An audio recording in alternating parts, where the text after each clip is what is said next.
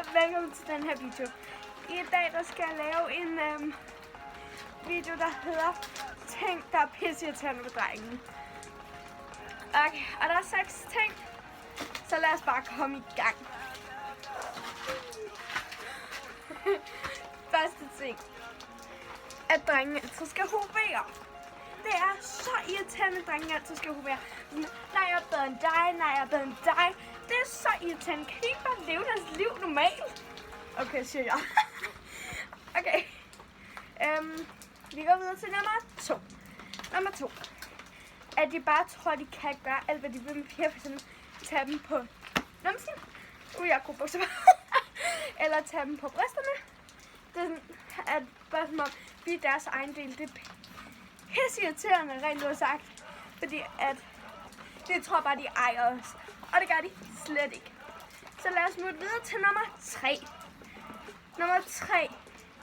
At de kun går efter udseende på en pige. Det er sådan, at hvis jeg gør sådan her, og de synes, jeg er grim, ikke? Så vil de ikke have mig.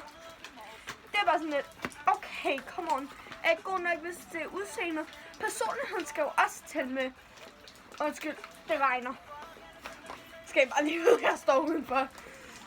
Men det er bare så irriterende, fordi de kan bare ikke tænke, nå, hun har en god personlighed. Hun er meget sød.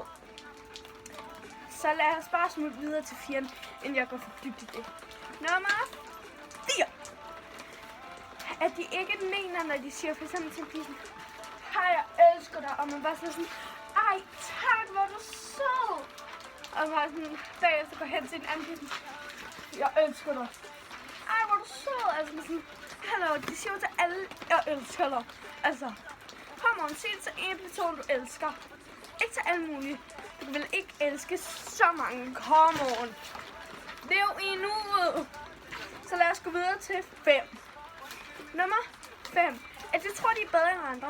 Det er så irriterende, når de bare tror sådan, jeg er bedre end dig. Piger, I skal bare passe børnene. Og så skal I bare holde huset rent og vaske tøj. Nej. Piger, vi kan også godt gå på arbejde og arbejde. Vi kan godt spille fodbold. Vi kan godt lave matematik.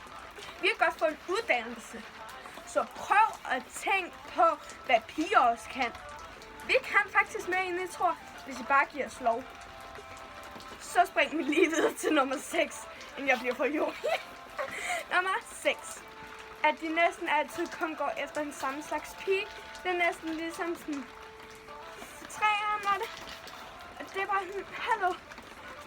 Jeg går efter lyst hår, blå øjne og så store læber. Altså, come on. En pige er, som hun er.